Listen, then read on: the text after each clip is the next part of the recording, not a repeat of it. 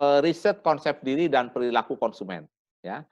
Nah, eee, banyak riset artikel ilmiah ini meneliti mengenai konsep diri dan perilaku konsumen. Jadi misalnya apakah konsep diri berhubungan dengan faktor sosial, ekonomi, dan psikologis, ya. Apakah perilaku konsumen berhubungan dengan tingkat kesesuaian antara konsep diri dan persepsi produk?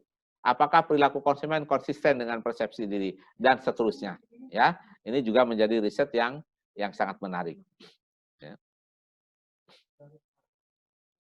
Nah, yang berikutnya, dengan era digital 4.0 ini muncullah istilah yang disebut dengan kepribadian atau konsep diri virtual.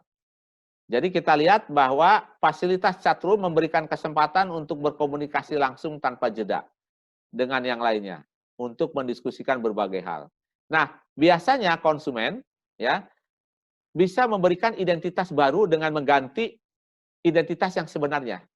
Konsumen yang mengganti identitas dirinya akan memiliki kecenderungan mengonsumsi produk yang sesuai dengan identitas dirinya yang baru.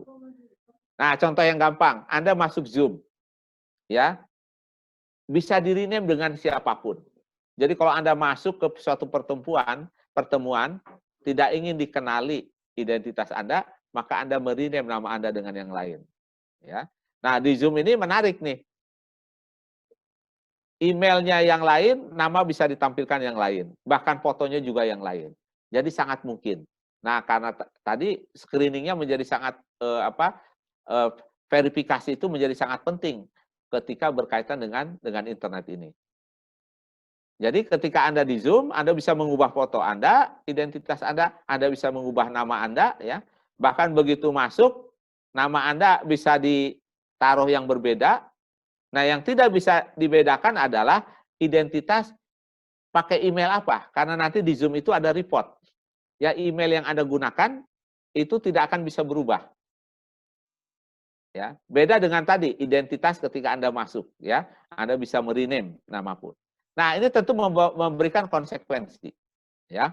Memberikan konsekuensi bahwa ketika Anda berkomunikasi dengan orang lain melalui virtual, Anda harus berhati-hati, ya.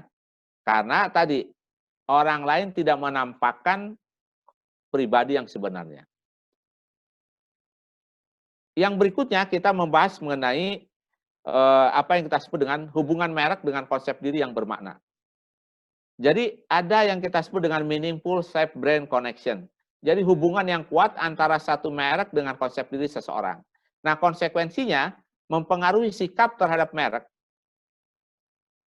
kecenderungan perilaku terhadap merek, dan perilaku penggunaan yang sesungguhnya dari merek tersebut. Nah, jadi disitulah muncul istilah personal brand meaning, meaningful self-brand, connection, dan product evaluation and behavior.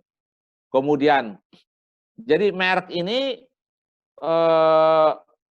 dibangun memiliki image yang dikaitkan dengan konsep diri seseorang.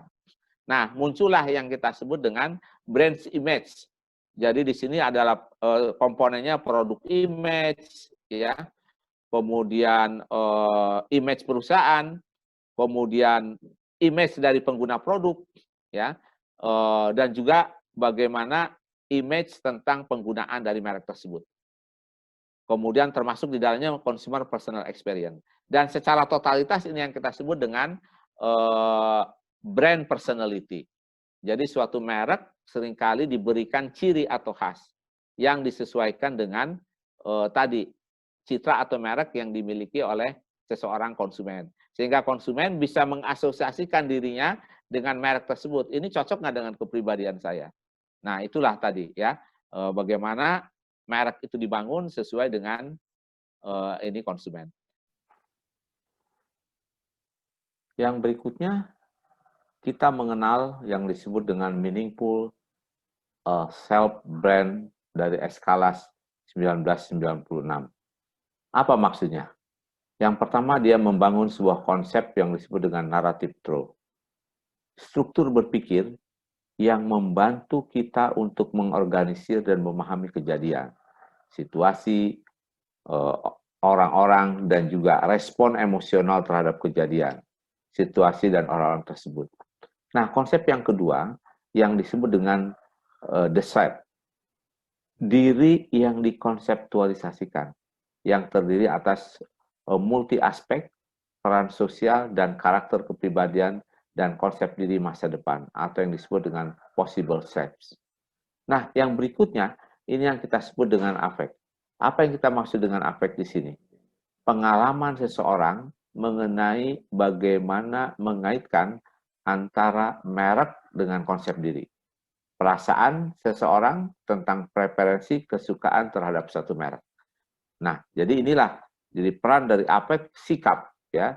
Jadi bagaimana pengalaman ia mengkaitkan antara merek dengan konsep dirinya. Jadi merek yang ia sukai adalah sebuah merek yang relevan dengan konsep diri yang akan dibangunnya. Atau merek tersebut telah memberikan peran di dalam pencapaian konsep diri yang diinginkan. Bagian terakhir